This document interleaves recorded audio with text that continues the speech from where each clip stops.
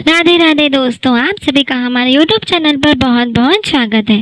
देश भर में श्री कृष्ण जन्माष्टमी का पर्व बड़े ही श्रद्धा और उल्लास के साथ मनाया जाता है, लेकिन वृंदावन की बात कुछ अलग ही है। जहाँ नटखट कान्हा ने अपना बचपन बिताया था, लीला रची थी और गोपियों संग रास रचाया, जहाँ जन्माष्टमी पर भक्ति की छठा देखते ही बनती है। भगवान श्री कृष्ण के जन्मोत्सव को लेकर भक्तों में जबरदस्त उत्साह होता है और मंदिरों को भव्य तरीके से सजाया जाता है और विशेष पूजा अर्चना की जाती है।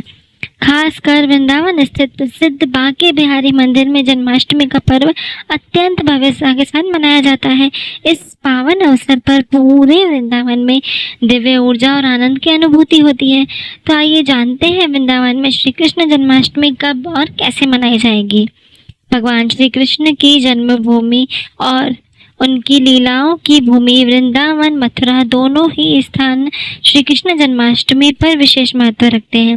हालांकि पूरे देश में जन्माष्टमी धूमधाम के साथ मनाई जाती है, लेकिन ब्रज की रौनक और भक्ति का माहौल अलग ही नजर आता है। इस वर्ष 2025 में मथुरा और वृंदावन के प्रसिद्ध बांके बिहारी मंदिर में जन्माष्टमी का उत्सव 16 अगस्त शनिवार को पूरे हर्षोल्लास के साथ मनाया जाएगा। इस पावन अवसर पर मंदिरों को सजाया जाता है, भजन कीर्तन होते हैं और हजारों की संख्या में श्रद्धालु आते हैं। बांके बिहारी मंदिर में जन्माष्टमी की खास परंपरा। वृंदावन स्थित बांके बिहारी मंदिर में जन्माष्टमी का उत्सव बेहद खास होता है। इस दिन रात 12 बजे ठाकुर जी की मंगला आरती की जाती है और पूरे साल में सिर्फ एक बार इसी शुभ अवसर पर होती है। इस मौके पर लड्डू गोपाल का विधि पूर्वक महाअभिषेक किया जाता है और विशेष पूजन होता है। यही कारण है कि जन्माष्टमी की रात बांके बिहारी मंदिर में एक बार होने वाली मंगला आरती पूरे वर्ष में सबसे खास मानी जाती है। बांके बिहारी मंदिर में जन्माष्टमी पर ही क्यों होती है मंगला आरती? बांके बिहारी मंदिर की एक खास परंपरा है, जहां वहां रोजाना मंगला आरती नहीं होती। पूरे साल में केवल एक ही बार जन्माष्टमी के दिन ठाकुर जी मंगला आरती की जाती है। इसके पीछे गहरी धार्मिक मान्यता और परंपरा जुड़ी हुई है। कहा जाता है कि स्वामी हरिदास जी की तपस्या और भक्ति से प्रसन्न होकर बांके बिहारी मंदिर जी में बांके बिहारी जी का प्राकट्य नदीवन में हुआ था। यही वजह है कि यह स्थान अत्यंत पावन माना जाता है। मान्यता है कि आज भी भगवान श्री कृष्ण राधा रानी और गोपियों के साथ रात्रि में रास रचाते हैं और फिर तृतीय प्रहर में विश्राम करते हैं। इसी कारण से उन्हें प्रातःकाल मंगला आरती के लिए नहीं उठाया जाता। लेकिन जन्माष्टमी का दिन विशेष होता है क्योंकि यह भगवान श्री कृष्ण के प्राकट्य का पर्व है। इसी शुभ अवसर पर एकमात्र दिन के लिए बांके बिहारी जी की मंगला आरती की जाती है, जो पूरे वर्ष में केवल एक बार होने वाली दुर्लभ और दिव्य आरती मानी जाती है। साल 2025 में जन्माष्टमी कब है? भगवान श्री कृष्ण का 5252वां जन्मोत्सव मनाया जाएगा।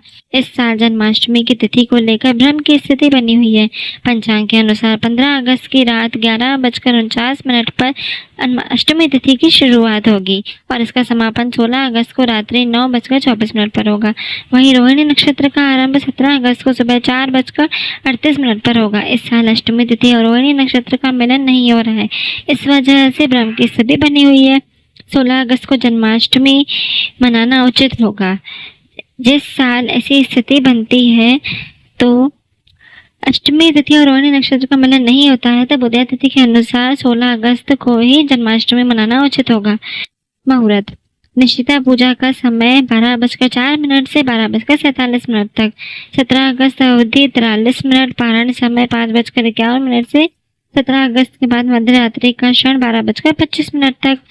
17 अगस्त चंद्रोदय समय 11:32 तक। इस दिन करें ये काम: इस दिन व्रत रखें, आधी रात भगवान श्री कृष्ण का जन्मोत्सव मनाएं, रात्रि में 12 बजे श्री कृष्ण जन्म के समय दुग्धाभिषेक करें। इस पावन दिन भगवान का विशेष अभिषेक और श्रृंगार अवश्य करें। भगवान के बाल स्वरूप लड्डू गोपाल को स्नान अभिषेक कराने के उपरांत नवीन वस्त्र धारण कराएं और माखन, मिश्री, पंचामृत, तुलसी दल का भोग अवश्य लगाएं।